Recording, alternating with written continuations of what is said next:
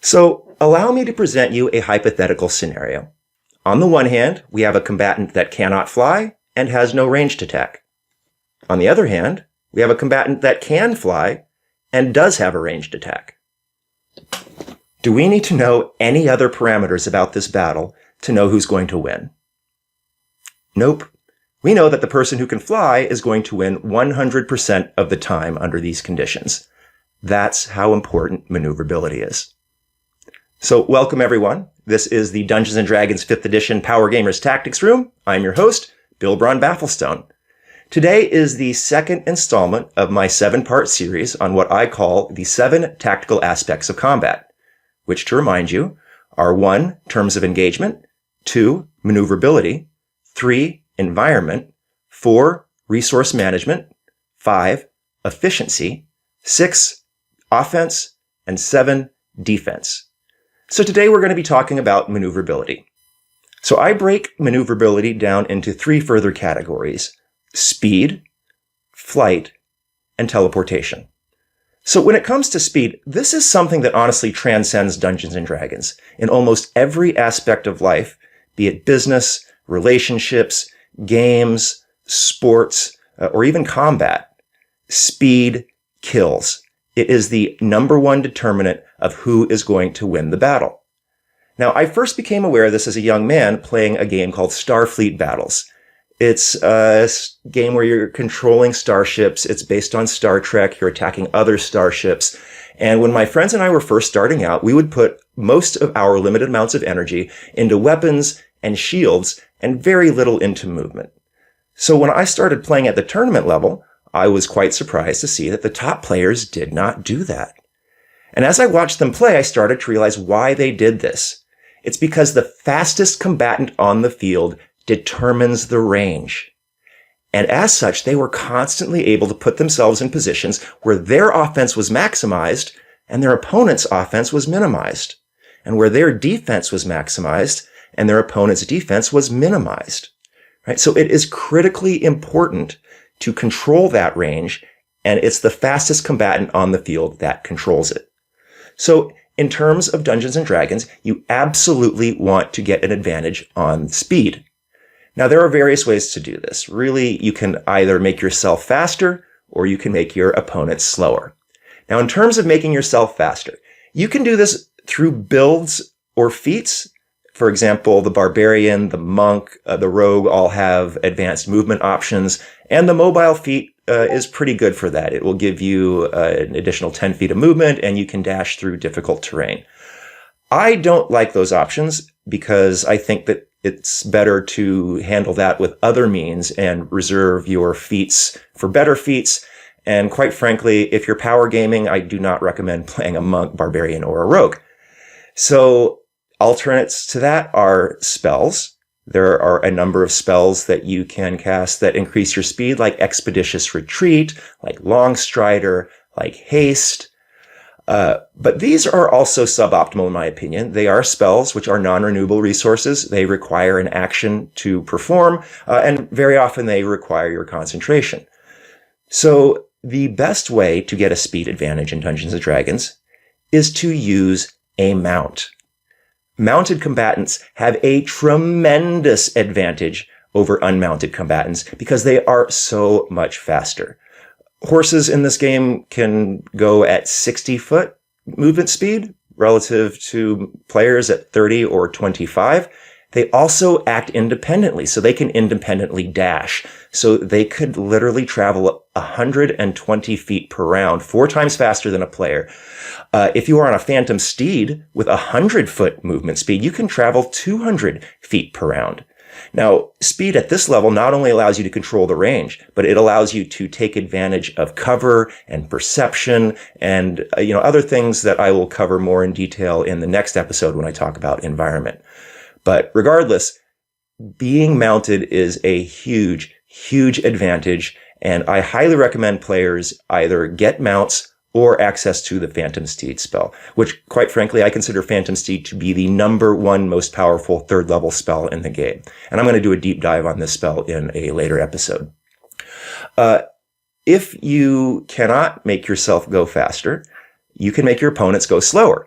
Now, first off, your opponent is on a mount. You need to kill that mount lickety-split. Again, that mount confers your opponent a tremendous advantage, and you want to remove that advantage as quickly as possible. Other ways of causing them to have inferior movement or speed is through, creating difficult terrain. You can do that with, various spells. You can inflict the prone condition, which causes, half movement, and you can use spells for this, but also the shove attack. You can use ball bearings equipment to create this condition, so that helps. There are spells that are difficult to move through, like Spirit Guardians and Spirit Shroud. So already fantastic spells, but you can certainly leverage them because of the movement bonuses that they confer by slowing your opponents. And then there is the restricted condition. You can catapult a net. That's one of my favorite ways of doing it. But there are other spells, Web, Everett's Black Tentacles, and Entangle, and things of that nature. So that's another way of gaining a speed advantage by slowing your opponent. Regardless of how you do it, you absolutely need to get this speed advantage, because whoever is the fastest combatant controls the range, and it's very rare that a combatant is optimized for both melee and ranged. So whichever one they're bad at, the fastest combatant can force the combat into that. So if you're good at ranged and not good at melee, well, guess what? A faster opponent is constantly going to be putting you in melee situations. And the opposite as well. If you are really good at melee and really bad at ranged, they are going to keep their distance and, maximize their advantage by taking advantage of your inferior ranged attack. So you've got to win the speed battle. Very, very important. Moving on, we next are going to look at flight. Now, I've already shown in my hypothetical that flight will sometimes win you a battle outright. Now, not always, but out of 1,000 instances, several hundred of them are going to be automatic wins if you can fly and your opponent cannot, because there's a lot of monsters out there that do not have ranged attacks or have very poor ranged attacks. So you definitely want to get the power of flight, if at all possible, to maximize your power gaming. Now, you can get flight abilities through spells. There is Spider Climb, Poor Man's Flight. There's Levitate, middle class flight. And then there's Fly. You can polymorph into things with wings. There's various ways of getting the flight ability through spells. But I consider these suboptimal. They require actions. They use up a non-renewable resource. And they very often require your concentration. It is much better to give yourself flight capabilities through items. The Winged Boots and the Broom of Flying are fantastic. They're uncommon items, so should be fairly available in your campaign unless your DM is extremely restrictive. And they will allow you to take flight as part of your movement. So in terms of action economy, it's much more efficient to use items to confer flight. Regardless of how you get it, you are going to want to have this ability. Even as a spell, sometimes it's well worth your concentration if it gets you an automatic victory. So to power game, make sure that you can fly. The final aspect of maneuverability is teleportation. Now, tactically speaking, there's really only two uses for teleportation in combat. One, to retreat from the battle entirely, or two, to escape the restricted condition or circumvent obstacles. Now, personally, I don't like the idea of using teleportation to escape the battle entirely, because this is a team game. And if you're escaping, you are leaving your party behind. That's not cool. I mostly use teleportation to escape the restricted condition.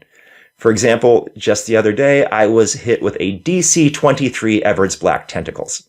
Okay, I only have a 14 dex. It's literally impossible for me to escape that if I did not have Misty Step available. So very important to have teleportation abilities. And there is a suite of spells that confers teleportation. There's Misty Step, there's Thunder Step, Dimension Door, Far Step, Teleport. Of these, I really only like Misty Step. It's only a second level spell, and it's a bonus action. So it gives you some options that you can do in the same turn, even after you teleport. For me, even like Thunder Step, 3rd level, Dimension Door, 4th level, those are all inferior to fourth level options when Misty Step is pretty much just as good. The others are more important if you're trying to escape the battle, but Misty Step is perfectly sufficient to escape, restriction or circumvent obstacles. So those are the three aspects of maneuverability that power gamers really need to take advantage of if they are going to optimize their ability to win fights. Speed, flight, and teleportation. So that's it. Thanks for watching. Tune in next time when I talk about the third tactical aspect of combat, environment. Again, this has been the Dungeons & Dragons 5th Edition Power Gamers Tactics Room. I'm your host, Bill Braun Battlestone. See you next time.